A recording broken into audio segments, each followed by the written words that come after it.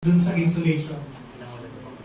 Dapat minimum yung leakage doon sa insulation natin.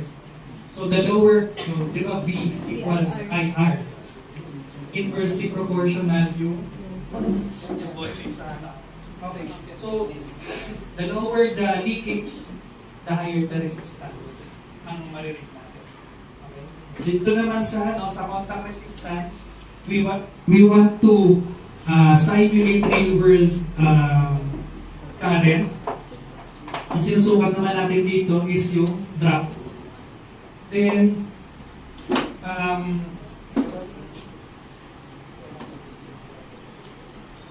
ayan.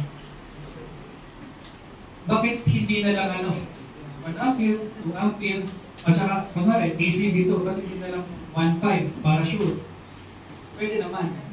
Pero, kakailangan natin ng mas malaking tester. So, in the industry, it's 50 or 100. Kasi, at least yun, mabibigyan tayo. The current is not too low, na wala tayong mabasa. And it's not too high, na hindi natin kailangan ng sobrang laki na tester. Kung meron na, that's ang tawag doon,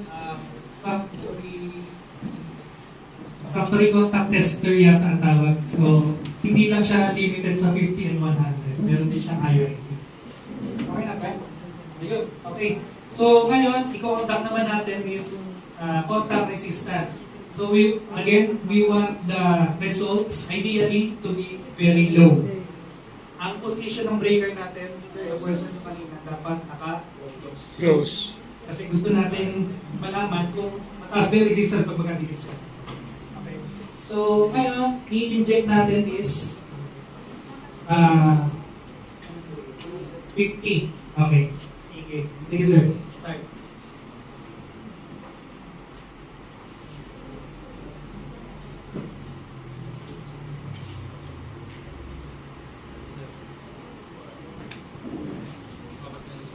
Okay. So, our reading for ano to, line 1? Line 1 is 27.6. So, gawin natin sa other phases. Kasi ang condition sa NETA, across phases, dapat hindi, yung difference niya is not more than 50%.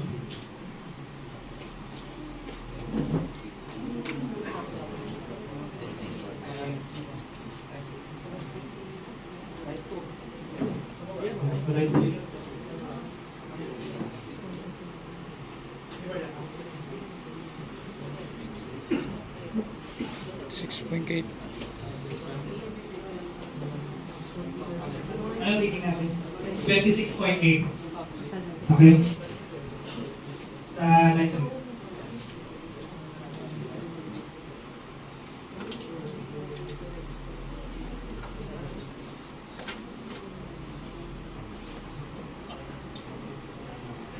Okay.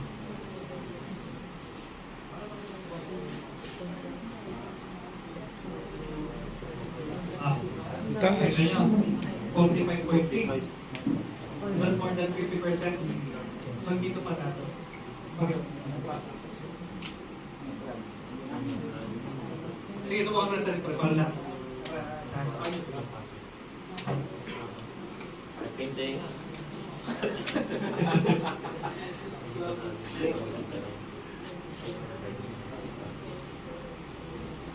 So, take note tayo. Phase C. Mas. 26.2. So, kung makapansin nyo doon sa mga phases, phase C yung naiiba. Ngayon, anong gagawin nyo doon? Pagbagan natin, pagtanya na to. Pagbago. Pagbago, yun sasabi ko, pagbago at pag-PMS, pagkaiba yun. So, pagbago, panahog nyo muna yung supplier, pa-explain nyo muna ba? Pero, you want, nasa 100 pa siya. So, you want it to be perfect kasi factory tested yun dapat. Okay. Ngayon, kunwari, galing sa existing. PMS tayo, nakita natin ganyan reading. Ano gagawin natin? So, linisin muna natin yung contacts. And yung, i-make sure lang natin din yung leads natin, tama yung kapit, walang maluwag.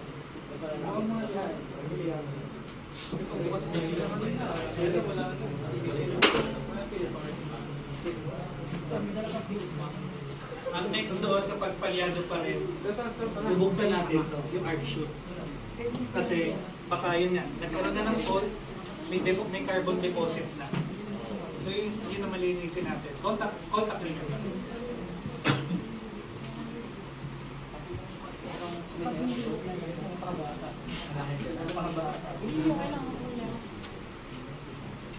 Kasi gagawin ko sa way na rin, kapag set na rin yun, para nag-explain ako. Para makita na rin. Set up na. Kasi walang rounding eh. Hindi sa inyo. Anyway, sige. So yun yung typical na ginagawa. Linisin muna yung contact. Yung kabit natin, i-check kung tama ba, walang maluwag. Pag palyado pa rin yun, buksan natin arc shoot. Baka may carbon deposit na. Pag wala pa rin, patawag yun na yung supplier. Supplier. Huwag na nga. Ginagamit natin. So yun. Any questions? Any clarifications, please?